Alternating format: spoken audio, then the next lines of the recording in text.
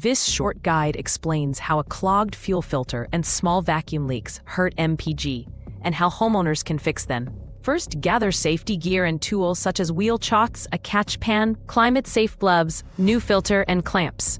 With the engine cool, disconnect the battery, relieve pressure, remove the old filter, install the new one, and seal connections.